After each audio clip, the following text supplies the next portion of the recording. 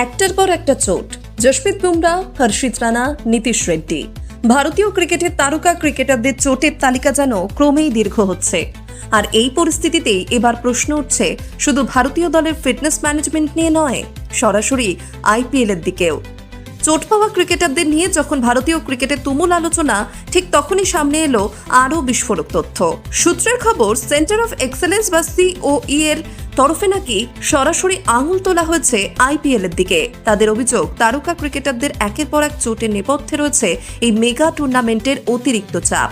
কিন্তু প্রশ্ন হলো, সিওই এর মতো গুরুত্বপূর্ণ একটি প্রতিষ্ঠান কেন আইপিএলকে কাঠগড়ায় তুলছে?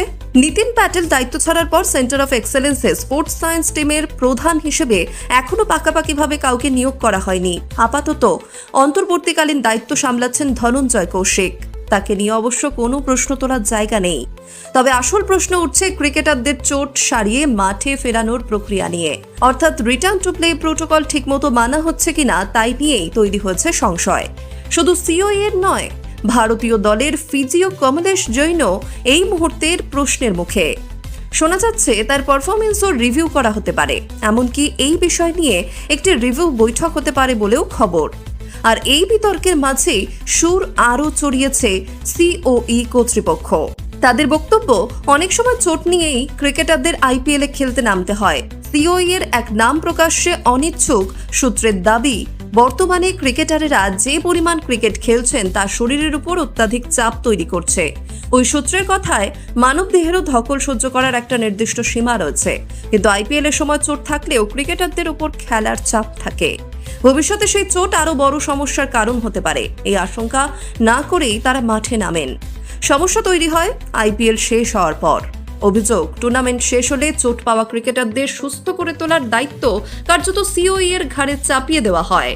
ক্রিকেটারদের দ্রুত সুস্থ করে মাঠে ফেরানোর জন্য সিওই এর ফিজিওরা কাজ করেন, কিন্তু এর ফলে ভারতীয় দলের নির্বাচক, কোচ এবং অধিনায়কের কাজ আরো কঠিন হয়ে যায়।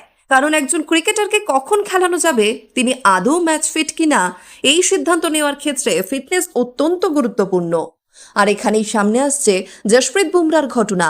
শ্রীলঙ্কা সিরিজের আগে বুমরাকে ফিট ঘোষণা করা হয়েছিল, কিন্তু তার মাত্র কিছুদিন পরেই জানানো হয় তিনি সিরিজ থেকে ছিটকে গিয়েছেন। স্বাভাবিকভাবেই প্রশ্ন উঠেছে, দুদিন আগেও যদি কোনো ক্রিকেটারকে ফিট ঘোষণা করা হয়, তাহলে এত দ্রুত কিভাবে তিনি ফের চোট পেয়ে সিরিজের বাইরে চলে যেতে পারেন? একই ধরনের প্রশ্ন উঠছে হর্ষিত রানাকে নিয়েও। অতিরিক্ত ওজন থাকার পরেও তাকে ফিট ঘোষণা করা হয়েছিল বলে দাবি উঠেছে। এরপরই হ্যামস্ট্রিংয়ে চোট পান হর্ষিত, ফলে তার ফিটনেস মূল্যায়ন নিয়েও প্রশ্ন তৈরি হয়েছে।